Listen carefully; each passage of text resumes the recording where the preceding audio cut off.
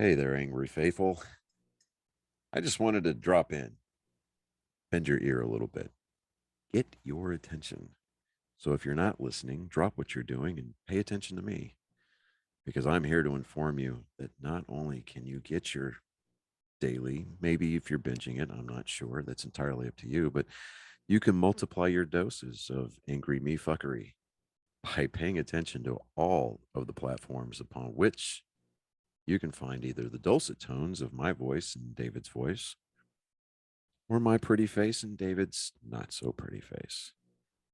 Anyways, digressing, we not only we are on YouTube, we are on Spotify, we're on Rumble, we're on Google, Apple Podcast. We have a TikTok page. We're on Twitter, Instagram, and of course Facebook. So if you find yourself fuckery deprived, curl up with a nice hot mug of shut the fuck up and just listen. Open those ear holes and be prepared to be cream pied like it's the first time. Thanks for listening. Welcome, angry faithful. Today on Psychos and Sociopaths, and sorry I put it up on a Sunday instead of Saturday. Busy. It's how it goes. I ended up doing like several interviews during the week. If you check those out, cool. One of them's just going live, and I didn't want to record it, but it's actually pretty interesting on YouTube. But today we're going to go after Robert Pickton. Now, he's a Canadian serial killer. And we'll just go over his early life. This is one of them that we'll actually go over his early life. Robert Pickton was born to Leonard and Louis Pickton, a family of pig farmers in Port Connect. God. Weird words. I don't know why people. Stephen Hawking voice. Coquitlam, British Columbia, 17 miles. We'll use American terms. East of Vancouver. His older sister Linda was sent to live with relatives in Vancouver as their parents thought that the pig farm, family pig farm would be an inappropriate setting to raise a lady. Wow, that's weird. that wow. Okay, well, it was different times, I guess. Robert and his younger brother David began working on the farm at an early age. Louis was very demanding, prioritizing the pigs over the brother's personal hygiene, and forced them to work long hours raising the farm's livestock. She often sent them to demanding prioritizing the pigs. No, wait, I read. She often sent them to school in unwashed, dirty clothes, reeking of manure, and earning the boys the nickname Stinky Piggies from their classmates. Yeah, kids can be cruel. Pickton was strongly attracted to his mother and had little interaction with his abusive father. Another abusive father. When he was in early teens, he used his savings to buy a calf, which became his beloved pet. One day, after failing to find it after school, he was told his mother to check the barn, where he was brokenhearted to find it slaughtered. Pickton dropped out of school in 1963 at the age of 14 and acquired a position as a butcher apprentice. It's kind of weird if you find your beloved pet killed and I'm like, oh, I'm going to be a butcher now. That's weird.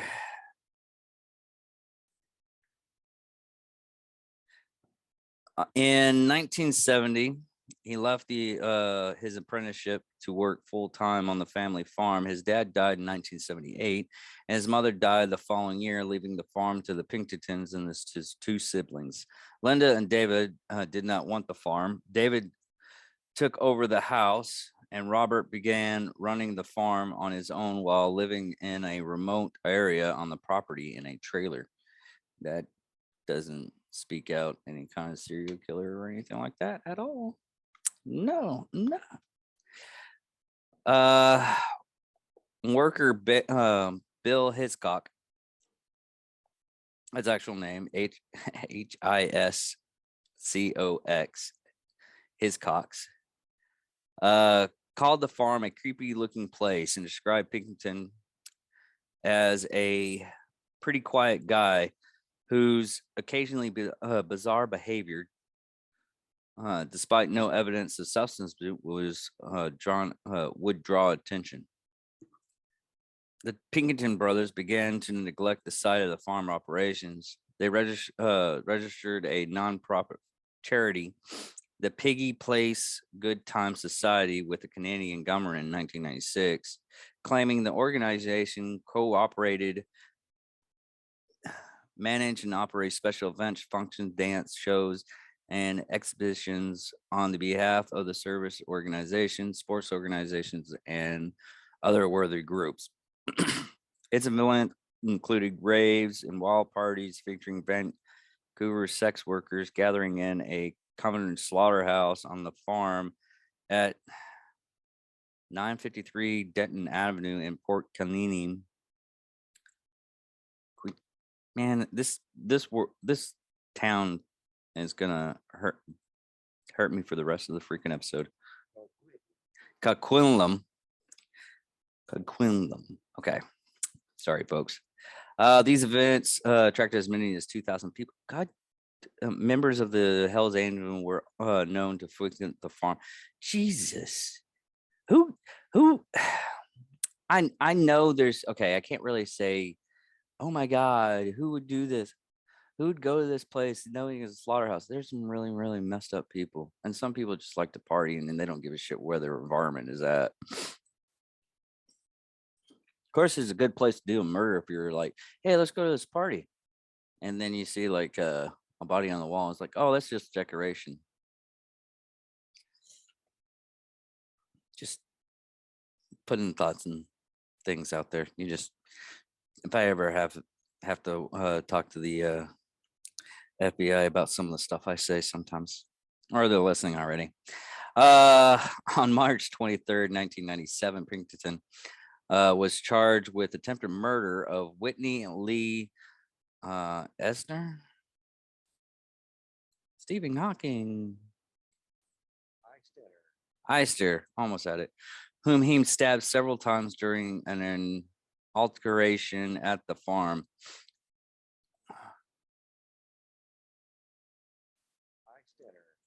Wendy had informed police that Pickton had handcuffed her, but that she had escaped after suffering several lacerations.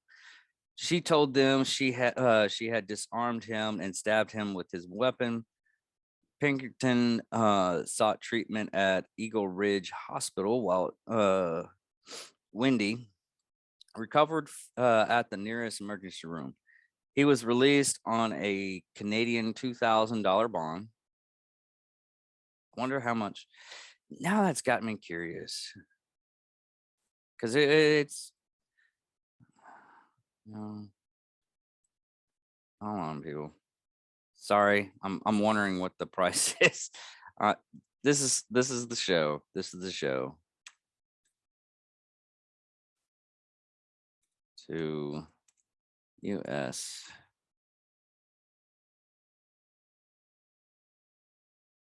There we go. So $1,550.05. That's how much it would have been. Anyways,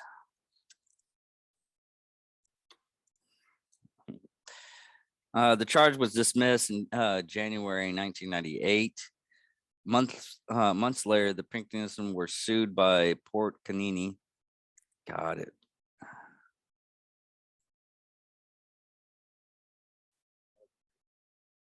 Coquitlam. Officials for violating zoning ordinances, neglecting the agriculture for which it was being zoned for, and having altered a large farm building on the land for the purpose of holding dances, concerts, and other recreations.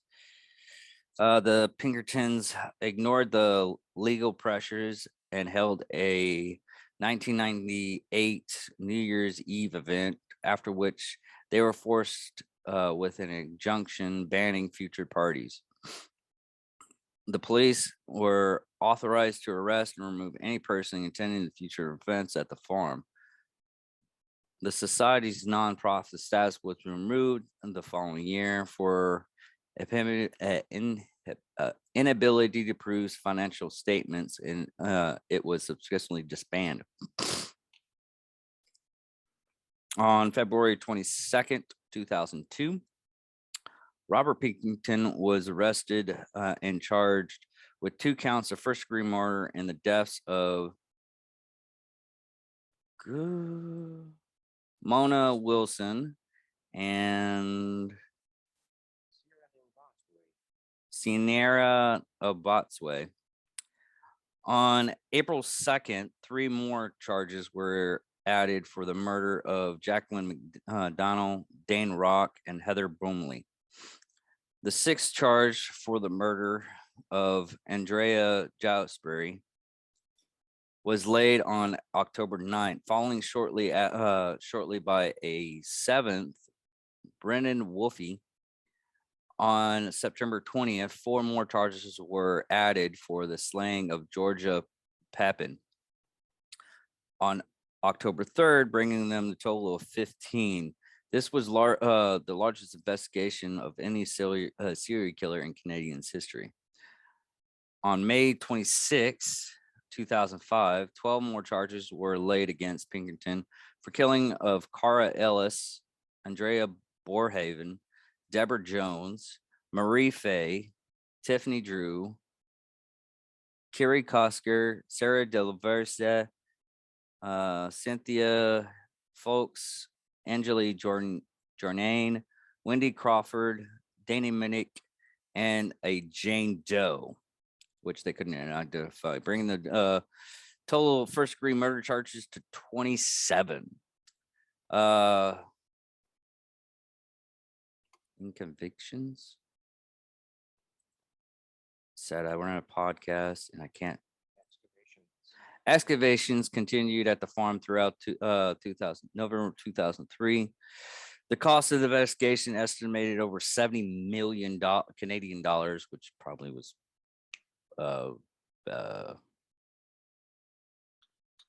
60 million in the US dollars. By the end of 2003, according to the predicable government, as 2015, the property was financed off under a lien by the Crown and Rights of British Columbia. I heard that, Crown and Rights of British Columbia.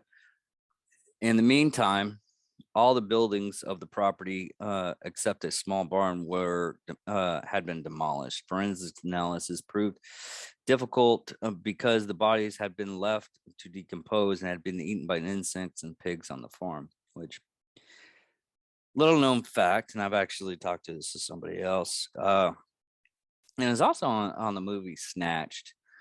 Be wary of a person that owns a pig farm because they'll be easy to get rid of the body. Pigs, what they'll do is if you starve a pig or a farm of pigs and you toss a body there, they will eat everything, the teeth, the bones, they will chomp it all down and everything like that. And you can't even find it through their feces. It's just a little known fact. Lots of mafia people actually did that back in the day. They would just feed it to a pig farm. Lots of people murdered through that way. So be wary of people with pig farms. They'll get rid of the body pretty easy. It only takes, I think, an hour to get rid of the body, especially how big your pig farm and how long you get them to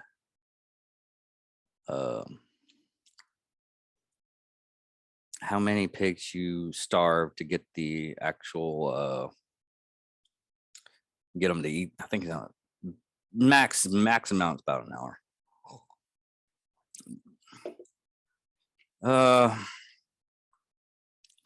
During the early days of the excavation and forensic ethnology,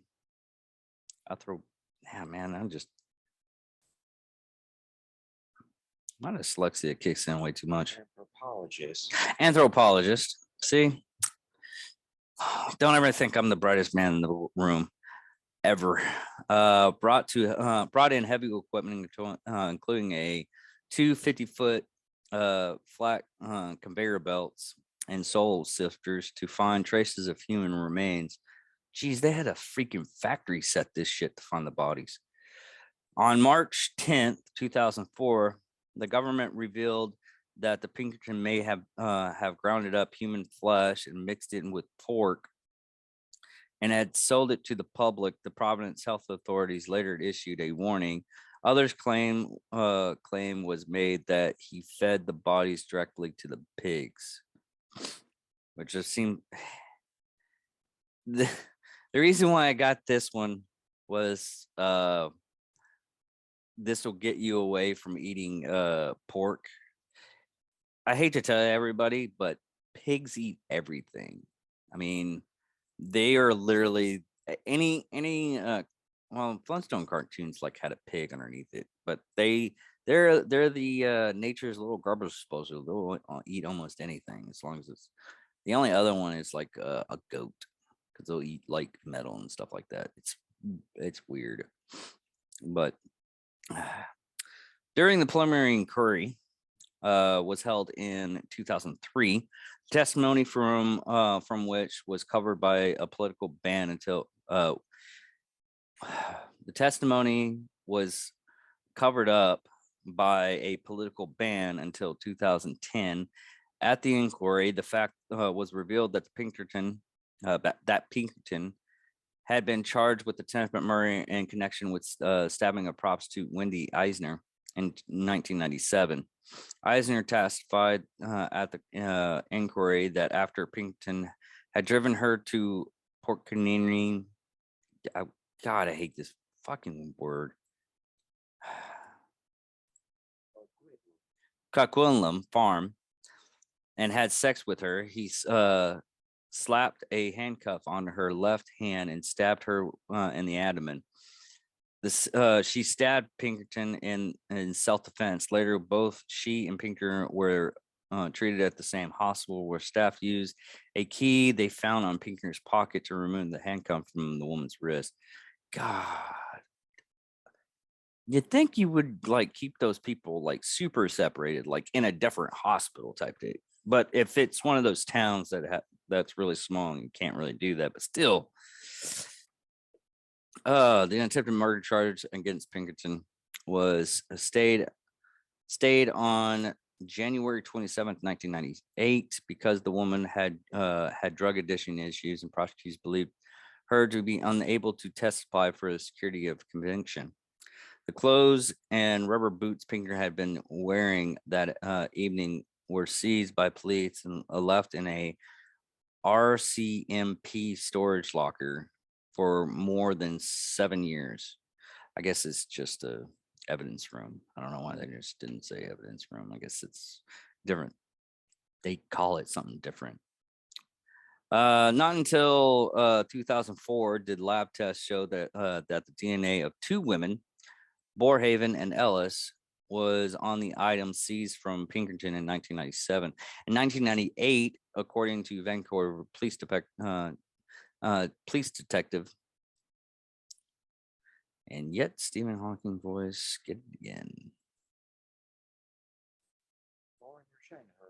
Lorimer Shammer.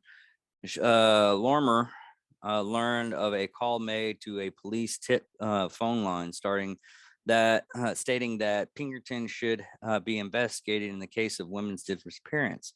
According to Lemur, Count described the length in 2015 in his 2015 book about the case.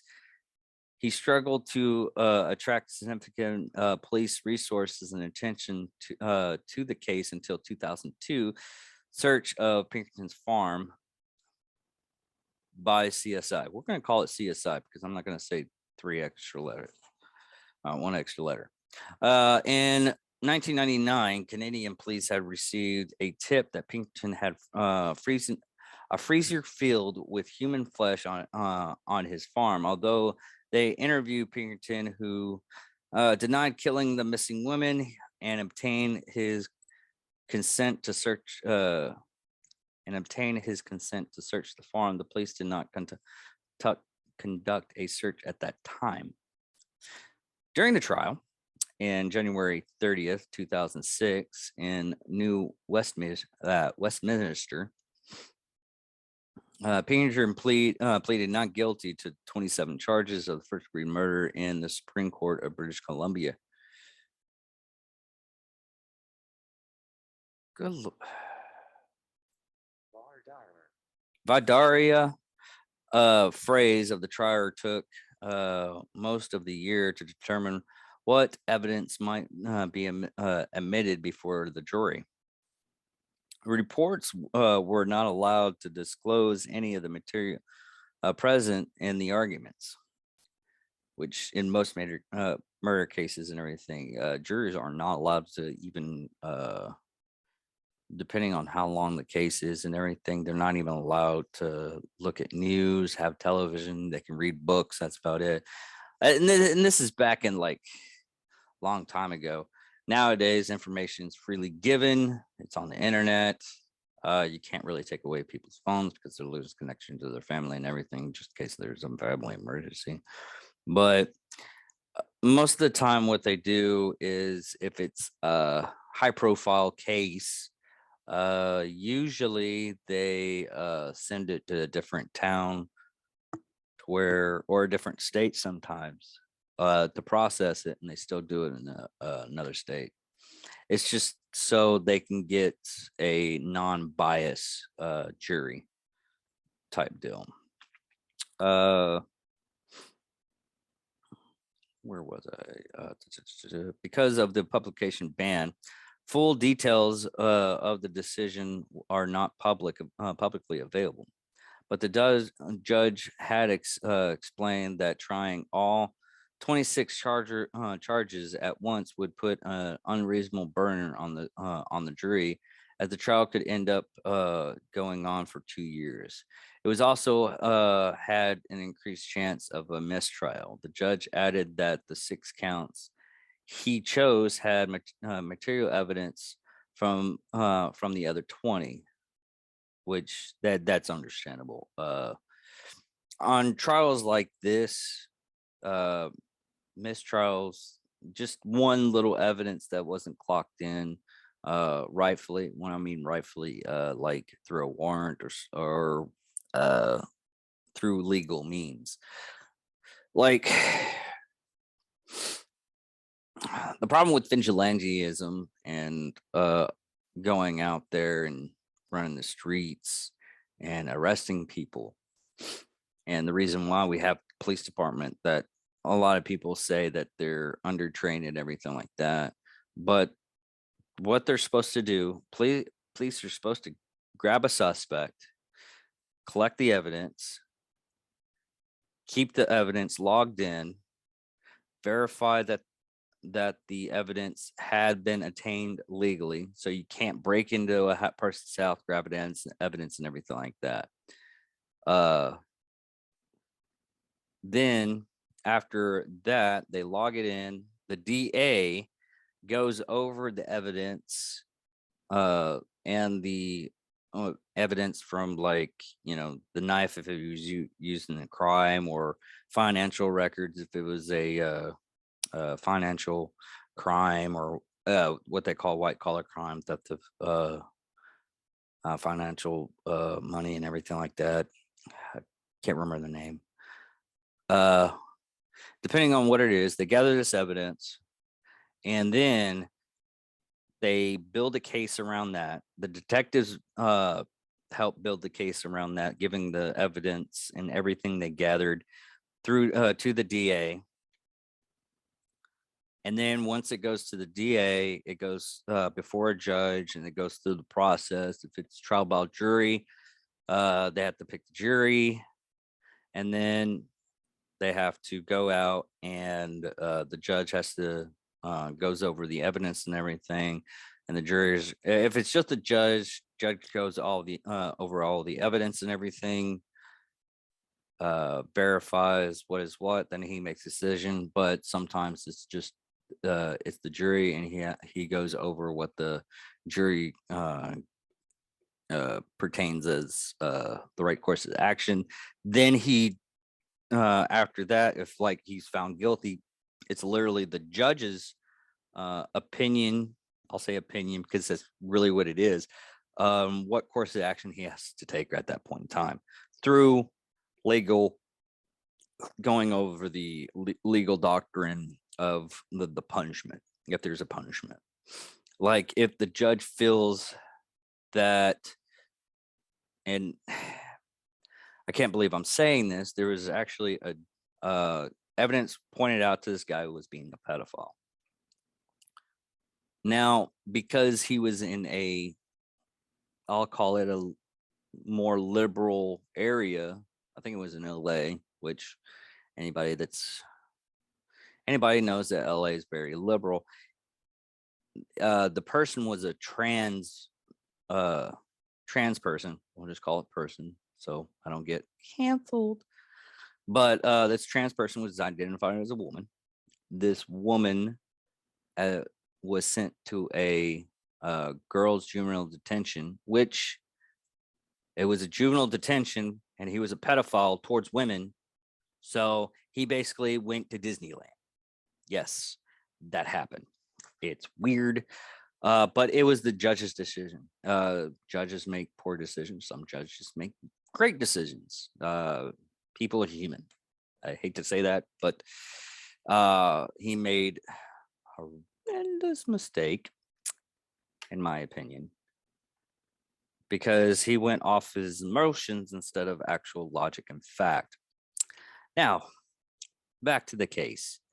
Officer and Inspector General Senior Investigator R.J. McDonald was case agent for the investigation. Basically, he was the DA. In American terms, what did you use American terms on that one? He was the DA on the investigation, the head district attorney. Anyways, man, they use it literally is that long. Office of Inspector General Senior Investigator R.J. Douglas. He has a big title. Anyways, the date of the jury trial was for the first 6 counts was initially set on January 8, 2007, but it was later postponed to January 22nd. On that date, Pinkerton faced first-degree murder charges, and the deaths of Frey, Aspaway, Pickton, Joesbury, Wolfie, and Wilson. The media ban was lifted, and for the first time, Canadians heard the details of what was found during the long investigation. See, that's the difference between United States and places like Canada. People's like, oh, Canada is so great. Canada doesn't have a lot of freedoms that we have. And they don't really have freedom of speech and freedom of the press. Here, it's up to the media outlet that first gets wind of it to do a piece on it. Canada,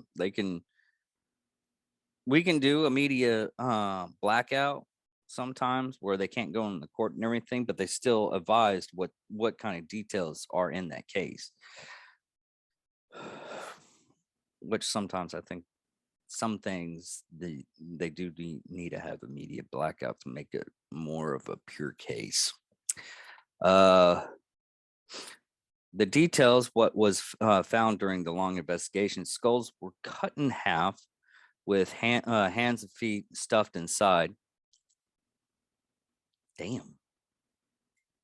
I just pictured that. I was like, cut in half and hands, feet, stuffed inside. I just pictured that just now, and just the remains of one victim was found stuffed in a garbage bag, and her blood-stained clothing found in Pinkerton's trailer. part of another victim's jawbone and teeth found beside Pinkerton's slaughterhouse, and a 22 caliber revolver with a attached dildo contained both his and his victim's DNA. Jesus fucking Christ, I read that right. Wow. A 22 caliber revolver with a dildo containing both his okay. Oh wow. Okay. In a videotape recording played by the jury, Pinkerton claimed to have attached the dildo to his weapon as a makeshift suppressor. I knew it. I knew it. I knew it. I knew it. I'm sorry if I'm laughing about that, but that's fucking hilarious. Oh, I'm not even gonna get on that one. That's okay. As February 20, I know it's dark, but sometimes you gotta laugh fucked up shit. As of February 20th, 2007, the following information has been present to court. Pinkerton, during the Pinkerton trial, lab staff testified that about 80 unidentified DNA profiles, roughly half male and half female, have been detected on as evidence. The items police found inside Pinkerton's trailer: a loaded 22 revolver with a dildo. We already went over that, and one round fired. Boxes of 357 Magnum handgun ammunition, night vision goggles, 2 pairs of flex fur coat cuffs. Oh, okay. The okay. A syringe with 3 milliliters of blue liquid inside. A Spanish fly. What? Aphrodisiac. Okay, Spanish fly aphrodisiac. It's that stuff they sell it, but at fucking they used to sell it all the time up at uh convenience stores and everything. It's supposed to get you hard. Now we got the blue pill. It actually works. Videotape of Pinkerton's friend Scott Cobb says Pinkerton had told him a good way to kill a female heroin addict was inject her with windshield washer fluid. Oh Jesus. Okay. A second tape was played for Pinkerton, in which an associate named Andrew Bellwood said Pinkerton mentioned killing sex workers by handcuffing and strangling them, then bleeding and gutting them before feeding them to the pigs.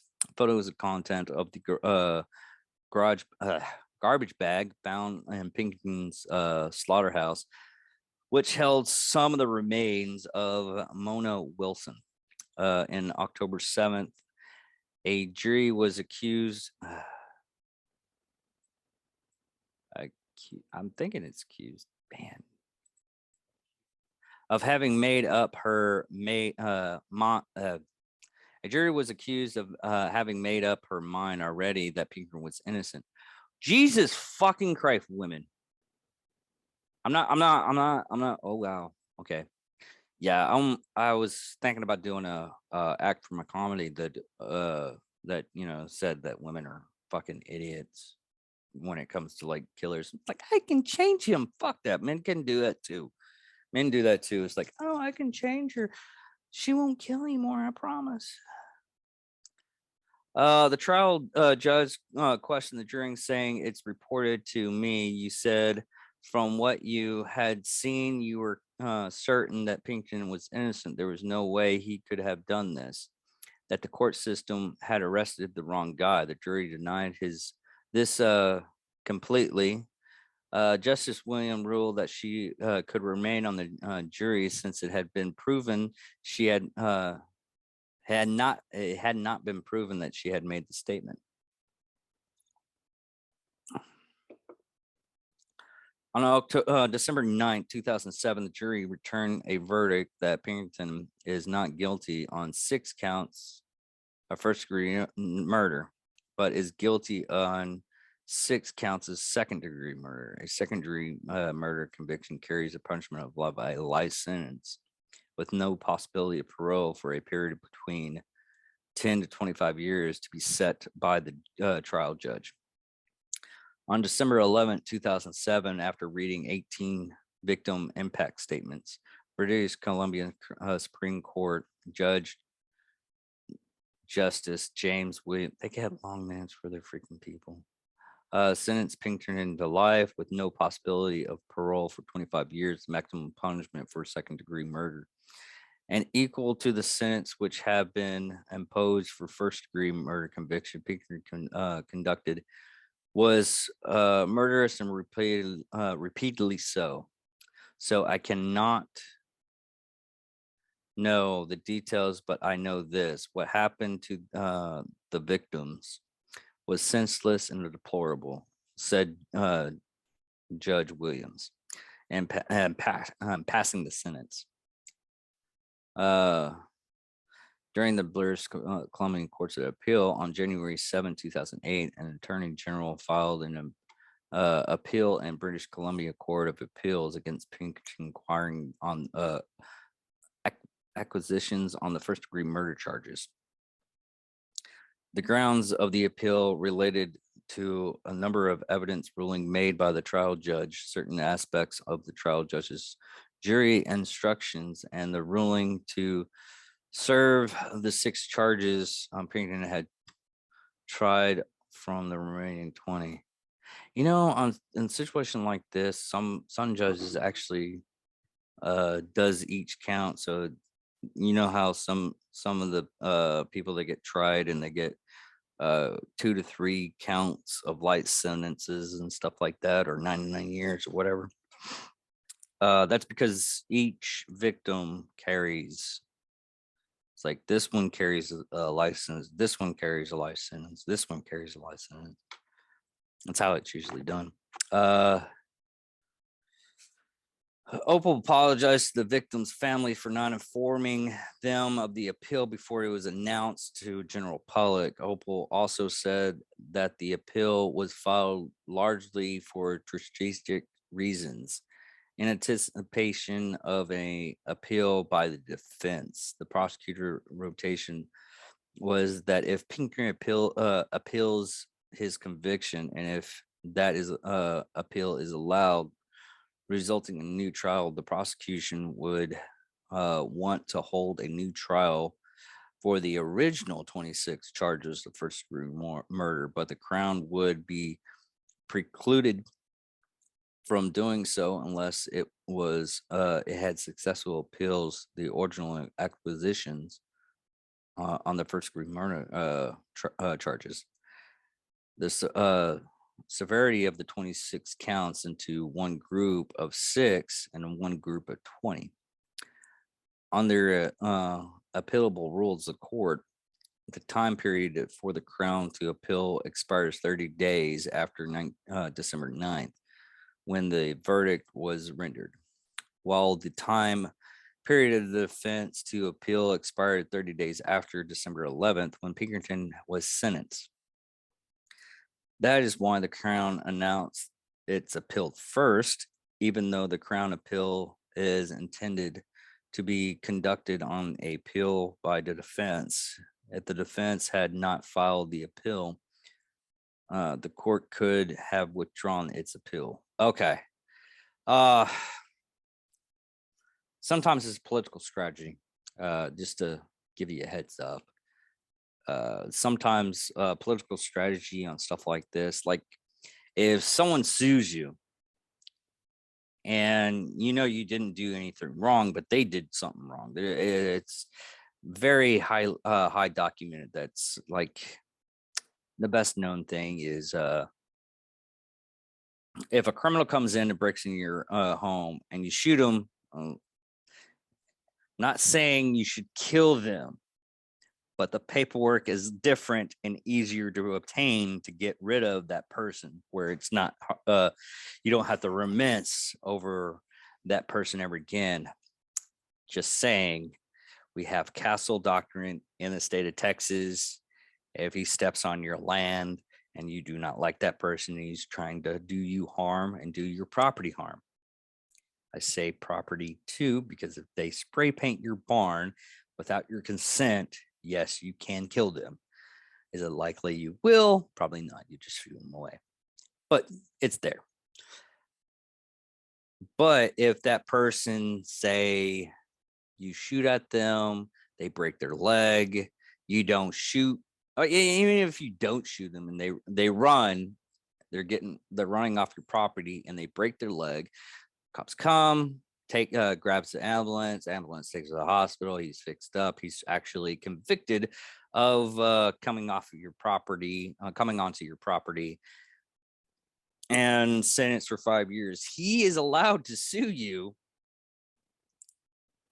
for something on your property that made him break his leg.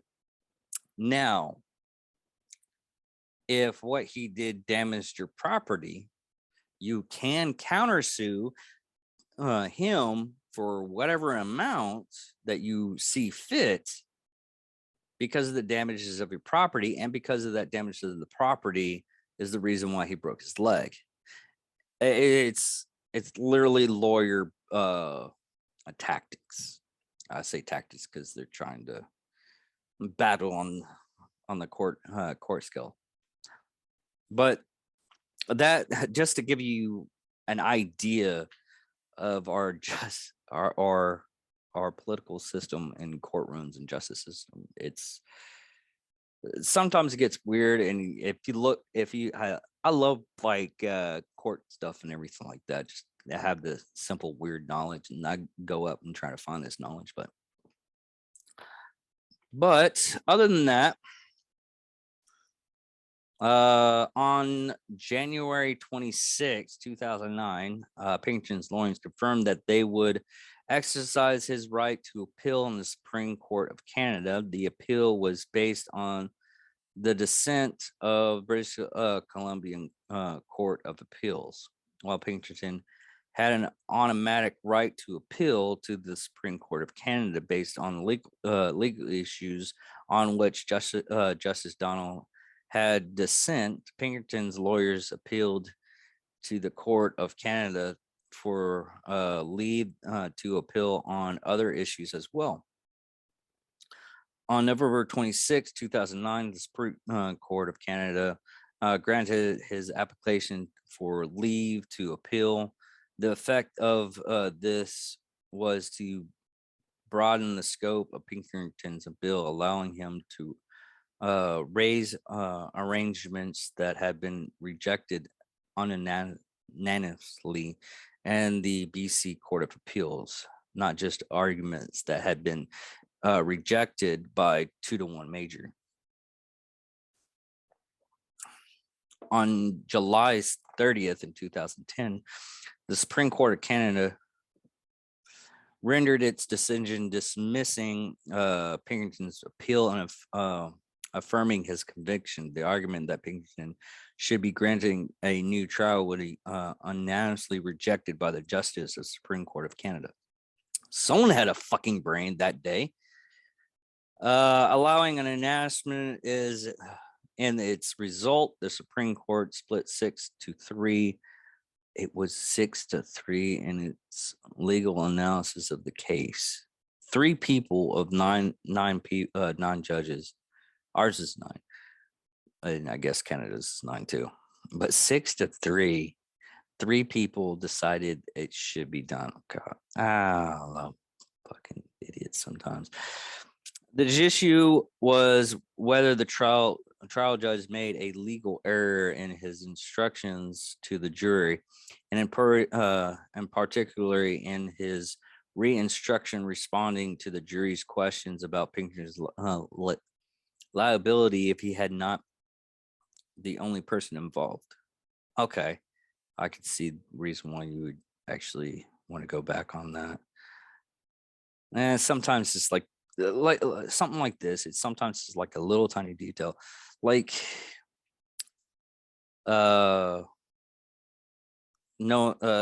telling a criminal if he knows his rights to appeal. I don't think they do that anymore.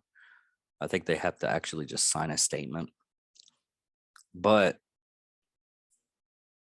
it's one of those legal actions. I forget the terms of it.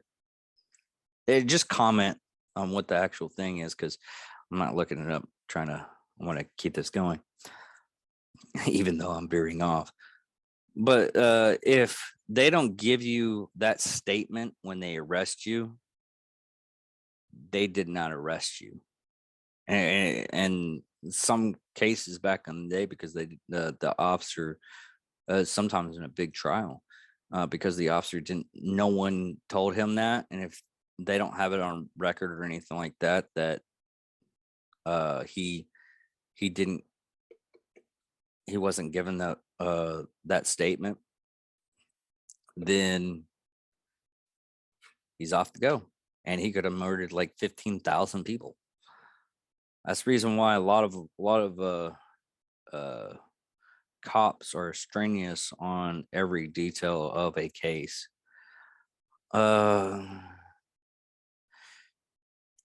Madam Justin Curran found that the trial judge responded to the question posted by the jury did not advisedly impact on the fairness of the trial. She further found that the trial judge overall instructions with respect to other suspects continuous captured the alternative route to liability that were realistically an issue in the trial. The jury was also correctly instructed that it could convict Mr. Pickton if the Crown proved this level of participation coupled with the requisition attempt. I have no idea.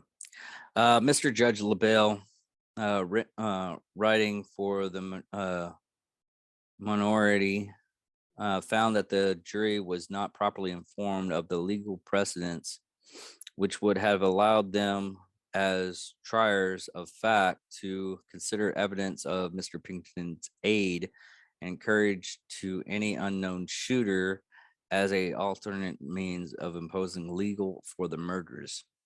However, LaBelle would have appealed the so-called, okay, that's a new word.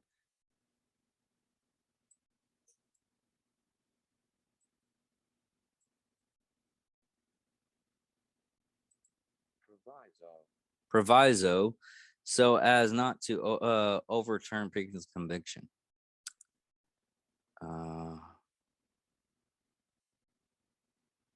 But there you go. That's the trial and everything. On this one, I had to go through just the I usually don't go through like the court stuff and everything like that. Sorry if I was off frame too. But most of it just listens on Spotify and Apple Podcast and Podbean, all the podcast places, Google Podcast too. Anyways, the trial was more or less the circus in this one, even though a lot of the details weren't given out because of the Robert Pickton. God, I even forgot his name already. Yeah, Robert Pickton. A lot of the details weren't given out until like the court. A lot of the stuff was like I already said, that the court had put a media blackout, which we call here in the States. So the trial wasn't really publicized. It's like the Janine Maxwell trial from Jeffrey Epstein. So glad I could fucking say that fucking name of that douchebag. But because of that trial, a lot of the stuff, a lot of the details we don't know about because they put an immediate blackout on it. And it does happen in the States. They do media blackouts. So it happens. But that's the end of this week's Psychos and Sociopaths with Robert Pinkerton. So if you like this, comment on any of the stuff that I missed. Some of the stuff I'll miss it because the research is very slim and it's only me. So anyways, everybody, thank you for listening. Love you guys. Talk to y'all later. Bye.